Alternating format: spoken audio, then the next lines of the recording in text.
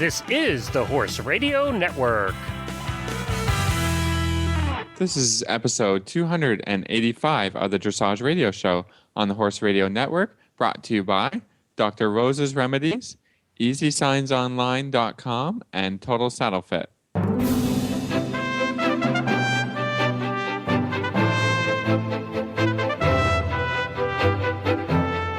This is Reese Koffler-Stanfield from Georgetown, Kentucky. And this is Philip Parks from Fergus, Ontario, and you're listening to the Dressage Radio Show with our producer Glenn on the line with us today. Hey guys, welcome back from Nationals. Yeah, from Adventures. Thank you. From Adventures here in Lexington. Absolutely. We survived. Well, we're going to hear all about that in just a minute. I wanted to say for everybody who sent in their questions for the Total Saddle Fit Saddle Question competition, we are going to announce the winner next week. Just scheduling has caused Justin not to be able to be here this week. So, and all of your responses were overwhelming. We were absolutely overwhelmed. It was great. I lost that bet, everybody. You made, because I said that we'd only get a few, and boy, Reese and Phillips said we're going to get a bunch, and we did. We did. So we're going to announce the winner next week, and we're also I'm going to record with Justin sometime this week or next answers to all of the questions that we can possibly get to. And we'll be putting those in the show over the next couple of months. So we will get to answering all of them over the next couple of months. And they were great. We're sorry that it took so long. Yeah, but great I'm sure you're anxiously anticipating who's the winner. So. Yes, they're waiting for their girth. So. Waiting for their girth. They're good. Yeah, that's good. It's great that we got so many. It's awesome. And everybody's excited to hear, apparently, if according to our Facebook page, how you guys who were at Lexington last week made out. So tell us about it. Oh, we had a blast. It was great to have Philip here. It really was a fun weekend. The weather, besides Thursday was awful. It was, oh my God. No, it was not nice. I was schooling Dr. Jill Stowe, who was on the show last week, and she's sort of turned into the celebrity of the Nationals. She's been on the Chronicle of the Horse. She was on our show. She's been on so many different blogs. So it was really people love the off the track thoroughbred stories. where you can rehome horses for a different purpose, and they do so well. And he was awesome.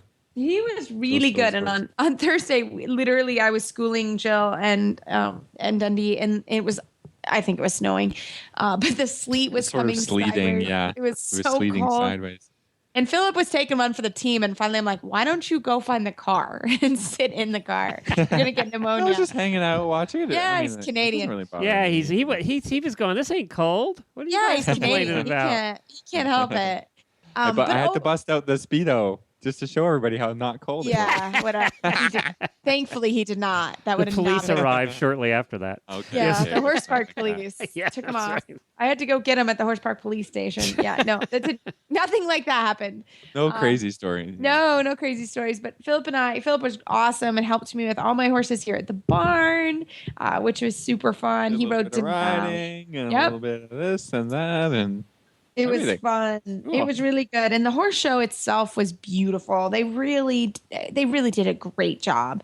The Altec Arena was beautiful, and there was all kinds of plants. And it was just I really enjoyed watching the rides. And I tried to, scope out some of the stories we had been covering about, there was the mule that was competing, and our friend Hillary from the magazine Dressage Today was riding on her $1 horse. That's been kind of a big story that because we have her on the show all the time, we talked to her about it, and she did really well. And there was a Welsh Cob that won the Grand Prix freestyle. I mean, there were so many cool things going on in all the arenas that Reese was coaching and doing her thing, but I was running around, tried to catch all the great riders and all the stuff at USDF National Final. So that was really awesome. It was great. And I have to give a shout out to Laura Phillips and on her Pre-St. George ride on Marciello. She was great. And Marcy was super, he's a 21-year-old. And so it was really, we were just excited to be there and enjoy the experience. And she was really quite good. So it was a lot of fun to be there with her. And Kelly Mardell, my other student on another 21-year-old, got her intermediate one scores for her gold medal. So for me and my team here at Maple Crest, it was a great show, and it just had a fun vibe. And I think you're really going to enjoy hearing from Devin Kane today. She won the Open Grand Prix championships, and she's from Wellington, Florida. And then we're also going to hear from Rachel Hicks, who is from Louisville, Kentucky. Very, very successful amateur rider. She won last year and she won again this year in multiple divisions. So I know everyone's going to really enjoy hearing all these stories, but it was a really fun weekend or week really. And glad Philip was here to hang out with Travis and I. And it was good. I can't wait for next year. It's here in Lexington again next year. And then it will move. I'm not sure where it's going to move to, but that's the plan. So did you guys see the mule? Did you mention the mule? I did not see him in person, actually. Yeah, I was really looking to where he was showing, and with all the classes and all the rings, I didn't. We didn't catch up. We're going to try and get her on to see how it all went. Yes. That would be great. That would be awesome. Yeah, if we can get her on the show. She was also a star, made the news everywhere. Yes, everywhere. Absolutely. No, it was wonderful. It was a lot of fun. Yeah. So. Well, the fun thing is, I mean, I got to, I drove down there, drive back, and then guess what? This Wednesday, Reese and I will be in Maryland. So. I know. I get to see Phil on the next twice. thing. Move on to the next thing. Yeah. It's amazing. Yes, we're heading to the Young Horse Finals. Young Horse Dressage, Young Dressage Horse Trainers Conference on Thursday. So we're going to hang out again, Philip and I, and all of our trainer friends. It's actually how Philip and I met. And that was 10 years ago now, which is just crazy. Yeah. And 10-year anniversary of this trainers conference symposium thing, and I'm really excited about this because we're gonna get lots of great training ideas and stuff that we can bring to the show. Absolutely, so awesome, another awesome experience. I know 2 in 2 weeks is pretty cool. So it's a lot of fun, and looking forward to sharing that with everybody. So it's so far a great couple weeks here, and looking forward to that. So we are actually recording a little bit early this week, just so because Philip and I are gone on Thursday. So, but I hope everyone enjoys today's show for sure. Helen Langdon-Hannenberg and Damon Hill have been split up. Yeah. She will no longer be riding Damon Hill. The German Equestrian Federation announced Monday after the negotiations between Helen and the owner failed to keep them together. So, there was some news about him being for sale and this and that, and so far nobody's stepped up as a buyer, and so I think they're going to keep him at home and do a little bit more breeding because he is a breeding stallion and has some really nice offspring on the ground. So. It's kind of a sad thing for Germany because they were their top combination, but that's a very, very deep team, and it's time for somebody else to step up and take the top spot. Yeah, and again, this happens. I mean, you saw the same thing with Totalis. It is a business at the end of the day, so it's tough. I feel for Helen for sure. I think every rider does when you have a relationship like that with a horse, and you're number 2 in the world. That's rough. But we wish them both well, and Helen, I'm sure, has amazing horses, and we'll have more coming along. But that's tough. That's a tough one. So I hope I don't know if spring's eternal, and they will make that happen again. But for sure, that's sad for all of us to not see them together again. So yeah, disappointing. Yeah. Absolutely. Well, right after this commercial break, we are going to come back with some better news with Devin Kane from Wellington, Florida. She was the Open Grand Prix winner last week here at the USDF National Dressage Finals, and I can't wait to hear from her about her journey and about her winning the Grand Prix.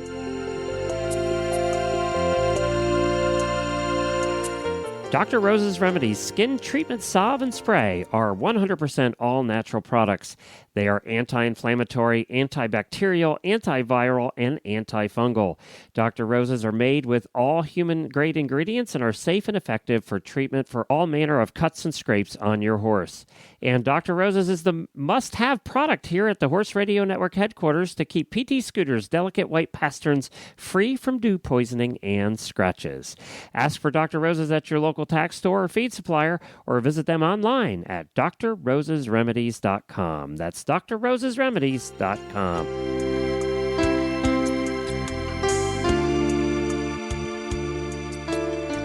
Well, it is our pleasure this evening to have Devin Kane. She is an international FEI rider and trainer, and she's here on the program. And Devin won the Open Grand Prix here at the national finals last week. Devin, welcome to the show.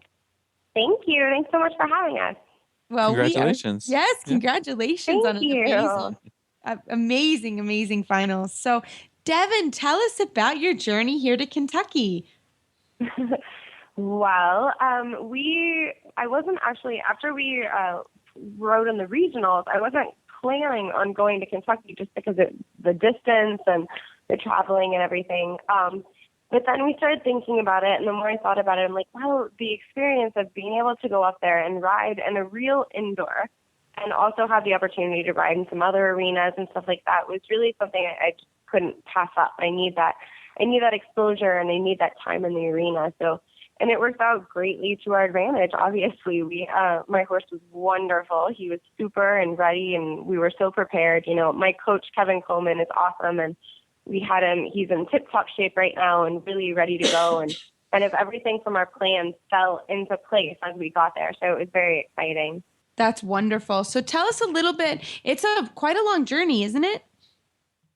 Yeah, it took the horses about, just over 20 hours from Wellington up there. And actually, the traveling wasn't so bad. The horses did really well. It was a pretty straight shot. There was not so much bad weather or traffic or anything, so they got there. But everybody was pretty tired when they actually arrived. And we got there a little bit early. You know, traveling so far, I wanted to make sure that my horse had a little bit of a rest before we had to kick it up into show action.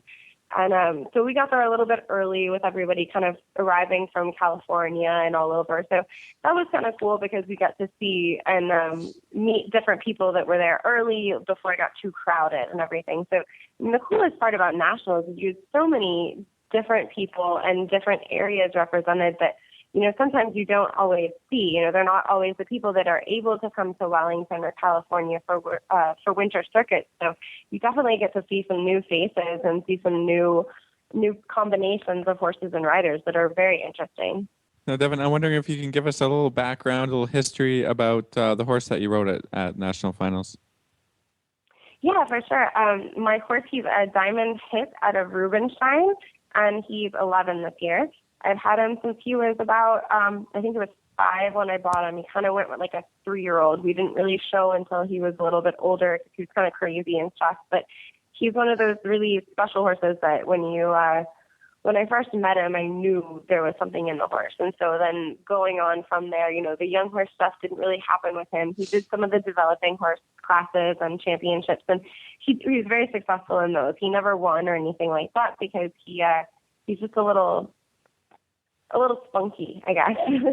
He's always been a little bit different and difficult to kind of keep together, but he's really in the Grand Prix, he's really come into his own, and he's so much happier in the Grand Prix work than in anything else I've ever tried to keep him in. It keeps him busier, it keeps his mind and his body busy, and he really enjoys it. So he's a little bit of a hotter horse. So coming into the actual Grand Prix finals where, you know, we were in the indoor stadium and they have this huge screen in front of C, like right behind the judge, that's flashing different things, and some of the horses really were upset by it, and my horse did a really good job. I mean, he went in and he trusted me. He put his head up when we halted and looked at it, but then we just kept going and he was fine.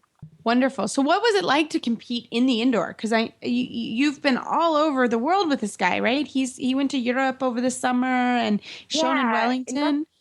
Yeah, that's one of the really cool things I think about this championship is that it's actually in a real indoor arena, and they made the atmosphere so electric and so exciting. You know, there were the sponsor banners all around the side, and the greenery and the flowers that they put up around the arena and in the arena.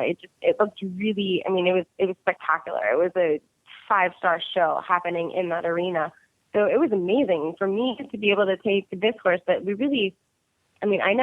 weren't able to ever, he was too young for Raleigh or anything, so we were never able to really show in an indoor arena. So this is really it. I mean, Kentucky is really the only indoor arena that the U.S. riders have exposure to. And then you go to Europe and everybody's in indoor arenas, and it's something that their horses are used to. So it's really beneficial for us, I think. I think it's definitely something that all of the riders, especially the FEI riders, should really take advantage of to get that exposure before you end up in Europe and you're trying to do it.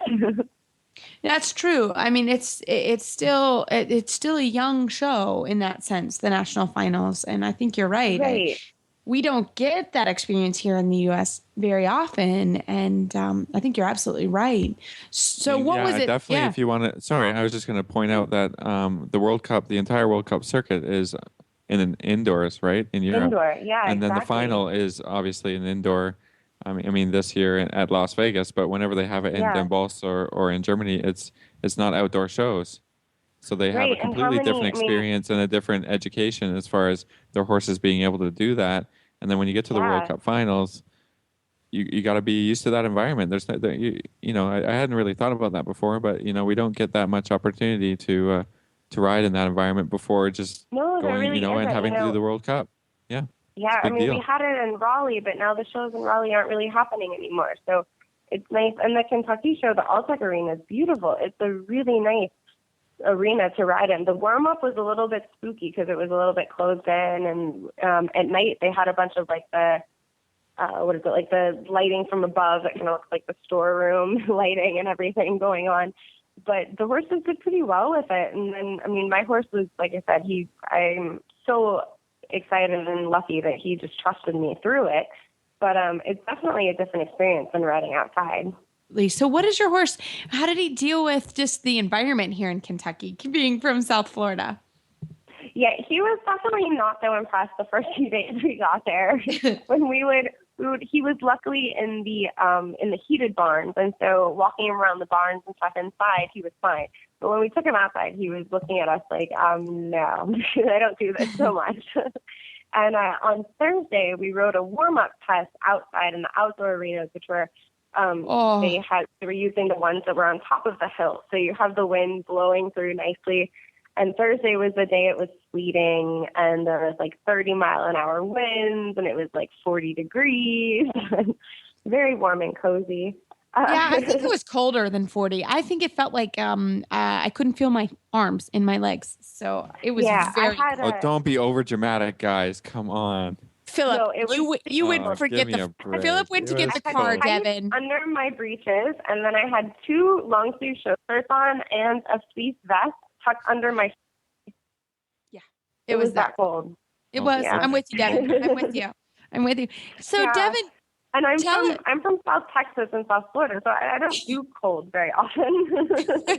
That's a good thing. Yeah. Keep that up. It was a good experience, I have to say. I mean, honestly, my horse Duffy hasn't really been in that kind of environment and weather before because I'm kind of chicken when it gets that cold.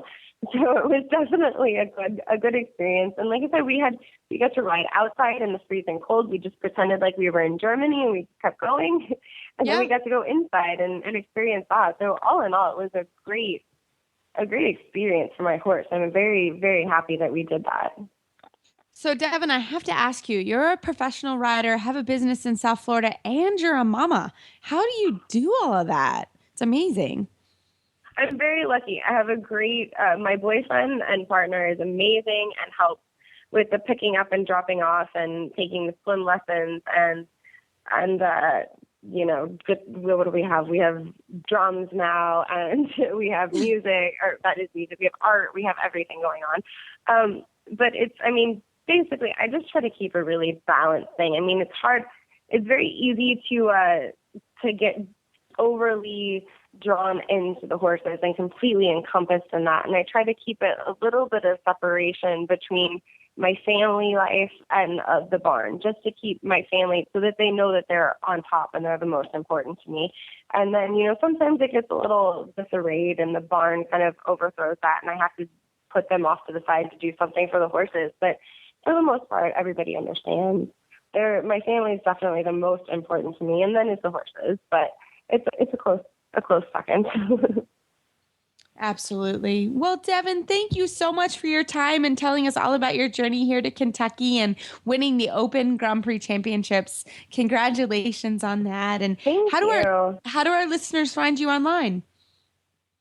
Our website is Diamante, Diamante, diamantefarms.com. And we're also on Facebook at Diamante Farms on Facebook. And our Facebook page, we put tons of videos and pictures and all kinds of stuff going up all the time. So it's kind of fun to stay in touch with. Excellent. Well, thanks so much for your time, and we can't wait to see how the Florida season goes for you this year. Yes, thank you. We'll see you guys soon. With Christmas season fast approaching, it's time to start planning a custom gift that will last for many years to come. Visit our friends at EasySignsOnline.com and browse their unique website for their many custom sign options and styles. With affordable prices for customized signs starting at $39.95, your holiday gift giving just got easier. Their step-by-step online sign ordering process allows you to choose only the sign options you want and see all the pricing up front. From horse farm entrance signs, vinyl banners, magnetic vehicle signs to stall nameplates, and much, much more for every horse owner. Place your order early to allow plenty of time for Christmas delivery. Check out the website today at EasySignsOnline.com.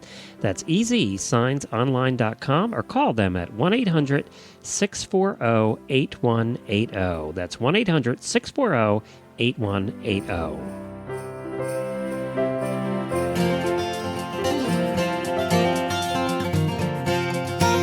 Hi, this is Gina Moronic from Wisconsin, and I am an official Horse Radio Network auditor. It's something I'm really proud to do and to be a part of in a small way, because it's something that I get a lot of information from. The Horse Radio Network and the convenience of the downloadable podcasts means that I can improve my horsemanship skills, my riding skills, or just really enjoy listening to friendly, informative programming whenever I'm driving to work or working on chores or at the barn even.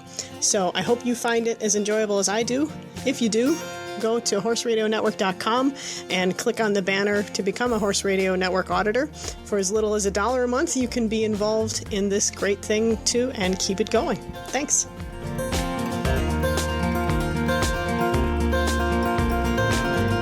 Our next guest is Rachel Hicks. She's coming on the show, and she is an extremely successful adult amateur competitor and has won multiple national finals to date, and we look forward to hearing about her story. Well, it is really my pleasure this evening to have Rachel Hicks from Louisville, Kentucky on the show. And Rachel has won many, many national championships now on her horses, and she is truly an amazing person. She's a wonderful mom and a wonderful rider.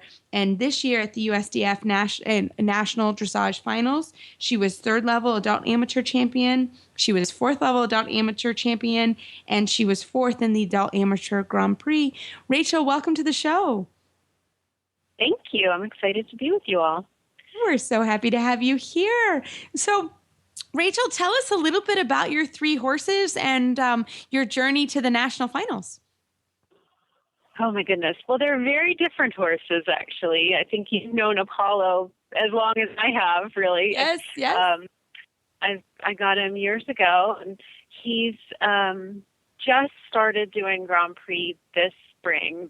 This was our third experience ever trying to do Grand Prix. So it definitely is a work in progress and needs some tweaking, but he tends to be a little bit anxious, but inwardly anxious. So when he gets nervous, he sort of balls up and gets tighter and slower and crampier.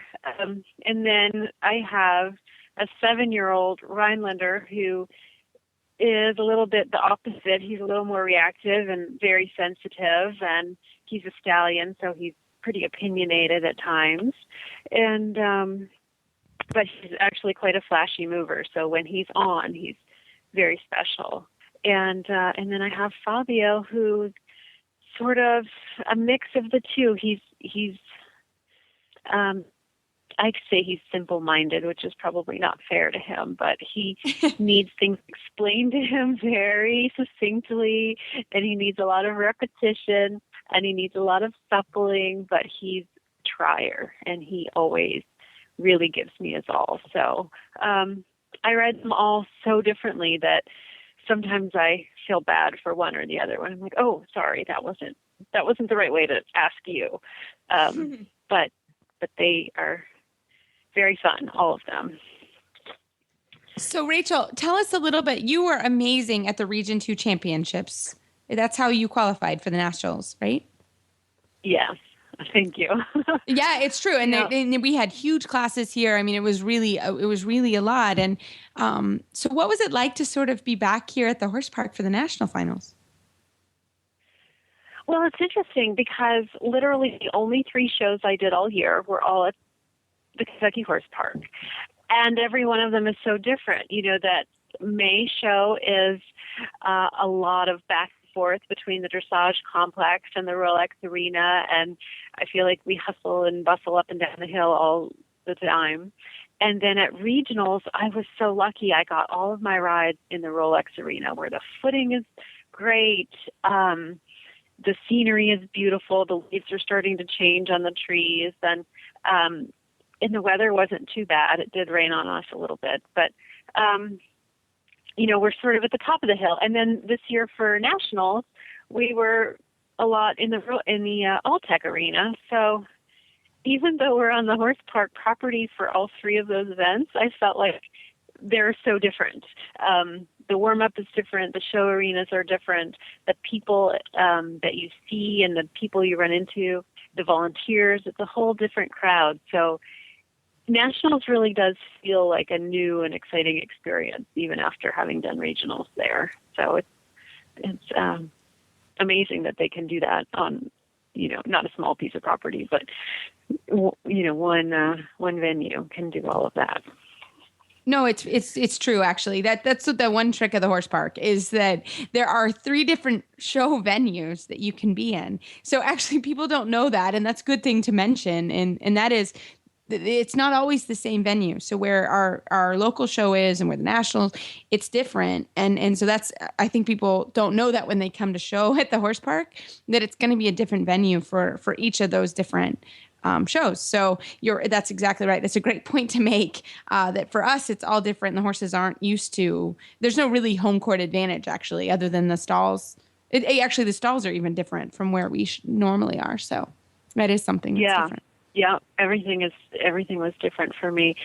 Even the warm-up rings, you know, we went down in, I guess it's called the Walnut Arena for warm-up, and I've never even been in that arena before. I didn't even know how to find it.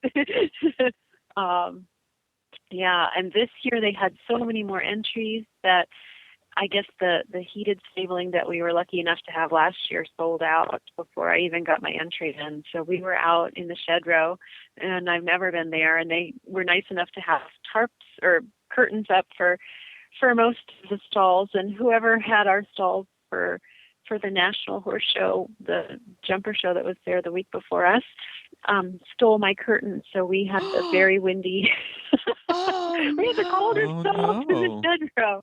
And it was cold. The wind was cold. Windy, rainy, cold. Yeah, it was cold. Yucky. So my favorite person of the weekend was the stable manager who came by, I think 2 days into the show, and said, "Is there anything I can do to make your experience better?" And I said, "Yes, find me curtains." Curtains. Get some curtains. Yeah, get some windbreak. Did you get some? Yeah. Did you find curtains? Yeah, it took all day, and she showed up as soon as I put Apollo on the cross ties to start braiding him, and the wind was whipping, and the hail started, and the curtains are whipping, and the poor horse nearly had a heart attack on the cross ties while I was trying to braid him. But we did eventually get curtains, and that made all the difference in the world. So Rachel, I think our listeners were like, "What's your horse story? Where did you get started? Where did you get started with dressage, and how did it come to riding 3 horses in national finals?" Oh my gosh. Well, I started when I was 12 years old. My uncle got married to a beautiful woman who had just bought her first horse. And I remember being at Thanksgiving dinner one night as a 12-year-old little girl, and her telling us about this horse she had bought, and me begging her to please let me go visit it. And I think she took me to the barn with her that next weekend, and I met her horse. She gave me a little pony ride, and I think I didn't stop bothering her about it ever since. And she very soon got pregnant, and I ended up with like this magical experience where I just had a horse sort of at my disposal while she didn't ride. Kind while of she fell was in your pregnant lap with her. almost. Yeah, it was very, very, very lucky. And she's still very supportive of me, and I call her and we talk horses all the time, and she was instrumental in giving me the horse bug. But I started out eventing and got horses off the track and just sort of rode catch rides at the farm where I worked. And, I always worked to pay off my lessons and worked to pay for leases on horses, and sort of was a scrappy little kid and did whatever I could to get on as many horses as I could. And it wasn't until my partner went to grad school in South Florida where I felt sort of landlocked and stuck down in Fort Lauderdale with no eventing anywhere to be seen, not enough land really down there for cross-country courses and things like that. So I sort of found a dressage trainer and a jumper trainer, and I separated my training and just really enjoyed the dressage. When you dabble in it as an eventer, it's not so exciting because it's just a lot of circles. And then when you get more involved and really try to perfect it, it's quite fascinating, and it takes probably a right kind of person, but I was just really drawn to it. And that was when I got my first real dressage horse, was when we lived down in South Florida. And I keep trying to find an event horse and rescuing thoroughbreds and thinking I'm going to go back into jumping, and none of them have worked out. So today I jumped my dressage horses as their break from finals. But well, I think they probably love that. Fabio did for sure. I don't know about the others. They were like, "What are we doing wrong?" but yeah, I still hack them a lot and cross train them a lot. I think that my eventing personality comes through in sort of how we prepare for things a little differently than probably the average dressage rider. No, but I think that that's always been what I've enjoyed about how you ride your horses, is it's so fun and you enjoy them and you enjoy going out and you enjoy cross training. And I think that that's wonderful. And one thing you haven't mentioned is you're a mom of three kids. It's amazing that you're able to do all of this. How do you do it? I do it with a very supportive family. My mom is there whenever I need her to pick up the kids at school or watch them because I need to go to a horse show. My partner, Ginny, is just super supportive, and I really couldn't do it without people that understand how much I love it, and they want me to be happy, and they want me to be able to do what makes me happy. And there's definitely days when people wish I would get home sooner and could manage my time at the barn a little better, probably, but for the most part, it really wouldn't happen without my family backing me up. So, but yeah, we drop the kids off at school at 8:00, and I've got generally between 8 and 3 to get the horses done and put a workout in, and I do manage the barn, so I have to worry about things like where we're getting hay from and if the fences are fixed, and I use the tractor to dump the manure and, all the stuff that you do for small farm management. But I try to fit it in as best I can while the kids are at school. So I didn't show while they were young at all. And then once they started full day school, I was able to get back into it a little bit. Wonderful. So Rachel, what's your plan for next year? I am already looking forward to going to Florida again this winter. The temperatures are scheduled to plummet next week. I'm thinking sooner the better. So I don't know. I think I'll probably develop a plan while I'm down there and see how the horses mature throughout the winter and what they're ready for. The two young boys are both at the age where they could do the developing horse pre-St. George. So that might be a goal. Apollo,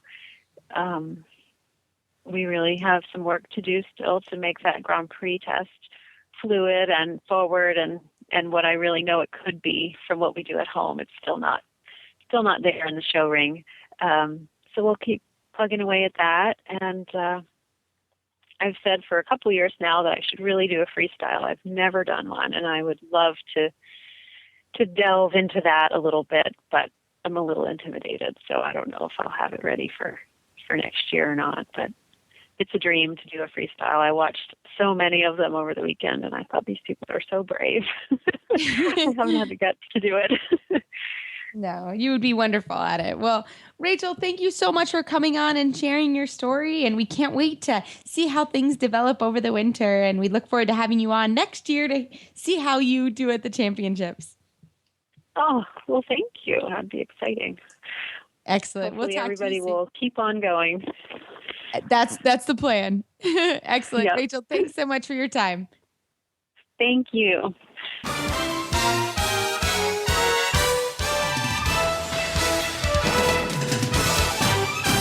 This week's dressage training tip is brought to you by Total Saddle Fit, home of the shoulder relief girth at TotalSaddleFit.com.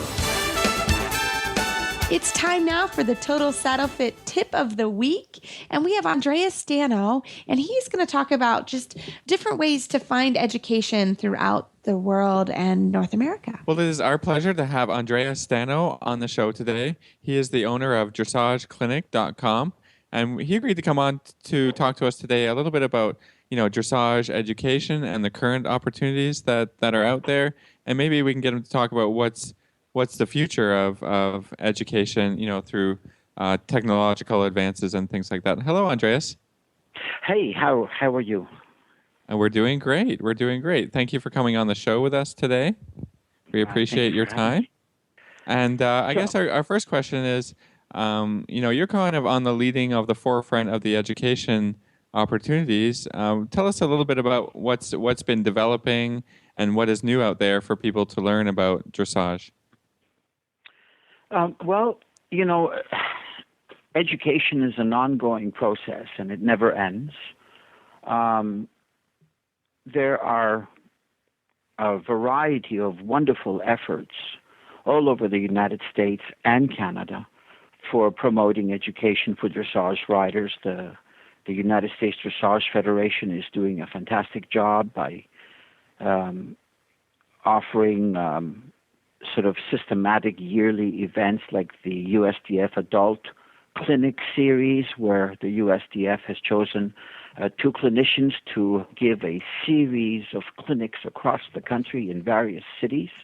I believe that the 2015 USDF Adult Clinic Series is with Betsy Steiner and Kathy Connolly, I think it's a wonderful thing for this to be happening, because it gives dressage riders, not just from specific areas, but from all over the nation, the opportunity to experience, Kathy Connolly and Betsy Steiner, which is a very, very unique experience to be, under their tutelage when on a horse. And, there's a lot of other things that are happening. The Global Dressage Forum is something, a new venture for our country that presents education from a different point of view. There's other clinics done by various GMOs across the nation. New England Dressage the New England Dressage Association has just completed their annual fall symposium with Ingrid Klimke, where they brought Ingrid from Germany, and she gave a 2-day clinic in Boston, Massachusetts at Apple Knoll Farm just last week. And so all these type of things are happening. And, we cannot change education, but we can certainly change and improve the way that it is presented, because people learn differently. And some people learn better when they are simply listening and viewing. Others learn much better just by looking and copying.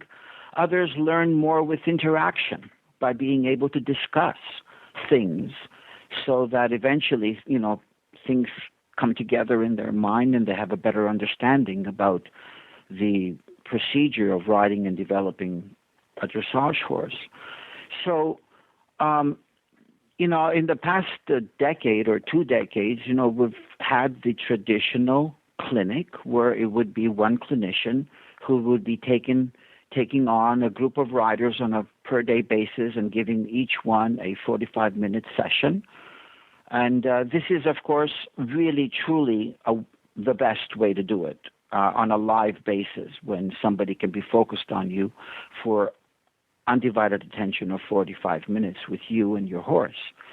But that, sort of limits our way of viewing or witnessing the process of education. So very good ideas have been coming out in the past decade where, some GMOs like Georgia Dressage and Combined Training Association, they've been very innovative in the sense that, they started bringing in 2 clinicians for a clinic. The USDF graduated that to actually having 4 clinicians in one clinic, where that was, I believe, the USEF clinic symposium that they held in Los Angeles. I believe it was last year or 2 years ago, where they had 4 clinicians doing a clinic, and each clinician would have a group of riders to work together, and then they would be interacting with each other in the arena, etc. That was very good. And, these different ways of approaching education, still there's a lot of room of new innovative ideas.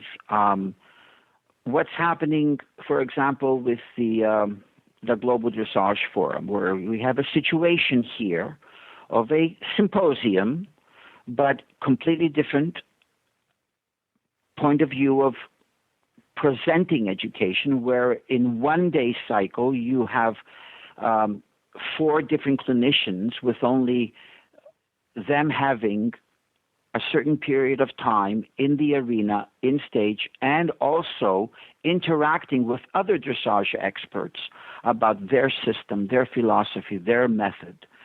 So that's a completely different way of presenting education.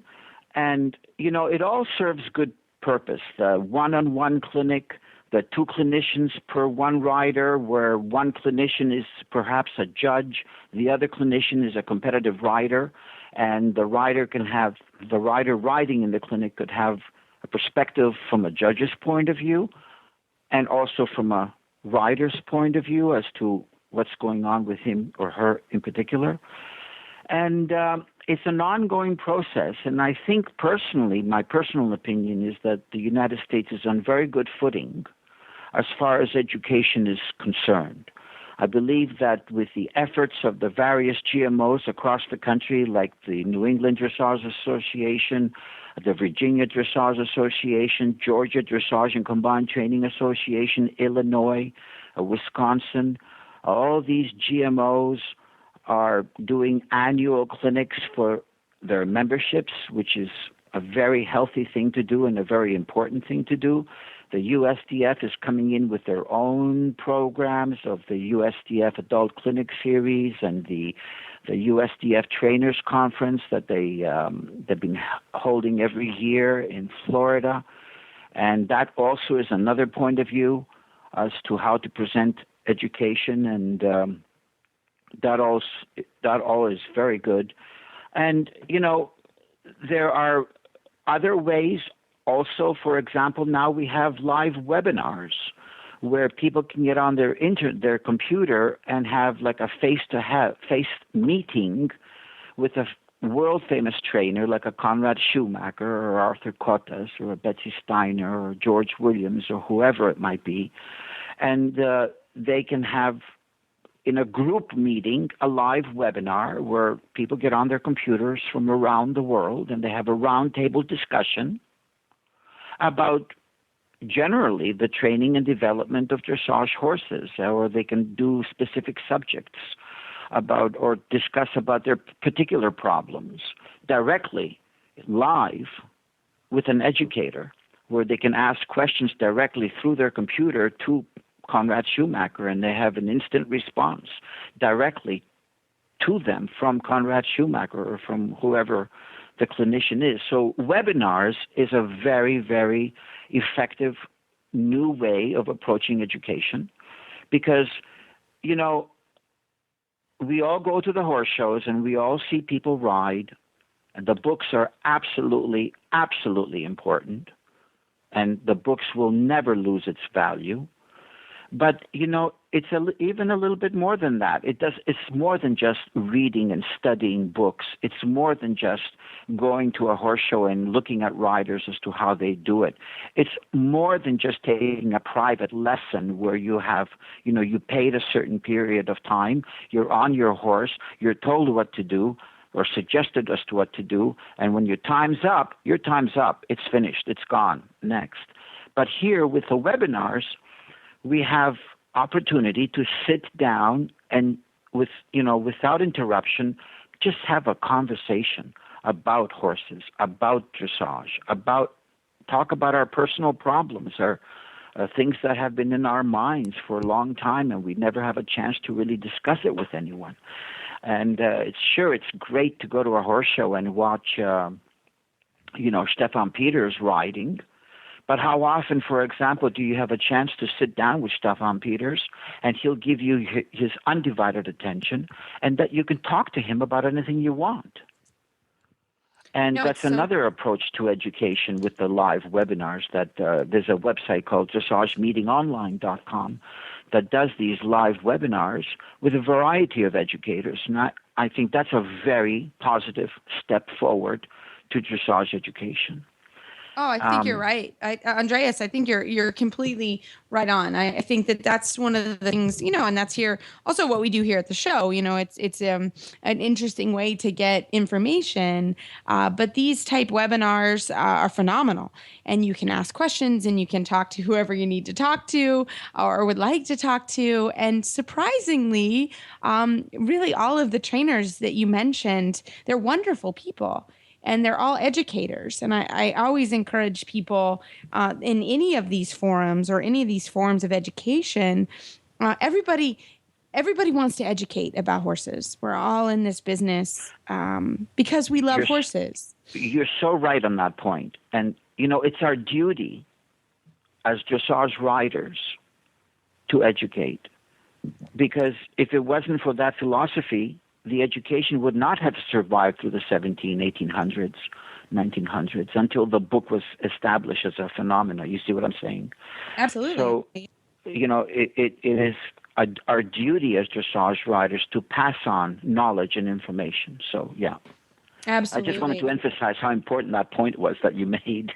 Yeah, you are so right on, and it's so great to have opportunities like you have provided and like other organizations have provided for all of us as dressage riders. So right. It's phenomenal. So, Andreas, how do people find out more information about some of the opportunities you mentioned? Well, basically we're all doing it. We follow the USDF and its activities and follow its annual type of clinics like the USDF Trainers Conference, the USDF Adult Clinic Series that they're doing with Betsy Steiner and Kathy Connolly. At the USDF Convention, which is coming up first week of December in Boston, the USDF has some great lectures during the convention. And, they have invited some wonderful people to come and give lectures there, which is, a wonderful thing. And, those you could see on online. They're all going to be on dressageclinic.com for those people who cannot actually attend the convention, which is really the best thing to do. But the next best thing is to actually watch these lectures from the convention online, and just follow what's going on. I mean, we're all dressage riders. We're all interested. The Global Dressage Forum North America is going to announce its new dates for next year, etc. Thank you so much for joining us tonight. Thank you, Andreas. It's really great information for our listeners. Thank you. Thank you. Bye-bye. This tip was brought to you by Total Saddle Fit, the shoulder relief girth that Reese and Philip both love. And here's why. The saddle fit solution you have been waiting for is finally here. TotalSaddleFit.com is proud to introduce the shoulder relief girth. This strategically shaped girth actually moves the girth line of your saddle back over 1 inch, thereby freeing your horse's shoulders from the saddle.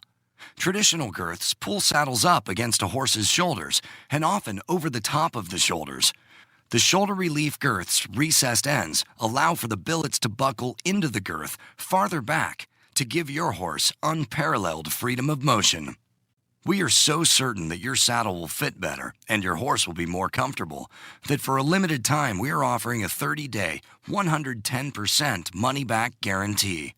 If you are not totally satisfied with your shoulder relief girth, send it back for a full refund plus 10% of the purchase price. Don't wait. Order now for the best saddle fit solution available. At TotalSaddleFit.com. Visit TotalSaddleFit.com. Well, we want to thank everybody. We have had quite a thread and love on Facebook at this point, Philip, haven't we? Yeah, I mean, we had just snapped a photo in the barn when we were done a training session, and there's our guy there in the cross ties just after his bath, and we got a photo, and we got a lot of comments and stuff on it. That's great. So we thank everybody, for kind of paying attention to our Facebook page. Actually, I think this month we got over 2,800 likes to our Facebook. So we just crossed the 2,800 mark on our Facebook page. And that's awesome. So I guess I think that people are telling us to post more stuff. What we're up to. I know. I think we'll post for next week. You can find our show notes and links to today's guest on our website, dressageradio.com. Like us on Facebook, just search for Dressage Radio Show. Follow us on Twitter at Horse Radio. My website is maplecrestfarmky.com, and my email is reese@horseradionetwork.com. You can find me at philipparksequestrian.com, and my email is philip@horseradionetwork.com. I'd like to thank our sponsors for allowing us to put on a show this week, and don't forget to check out all the other shows on the Horse Radio Network at horseradionetwork.com. Everybody, keep your heels down and your shoulders back, and we'll talk to you soon.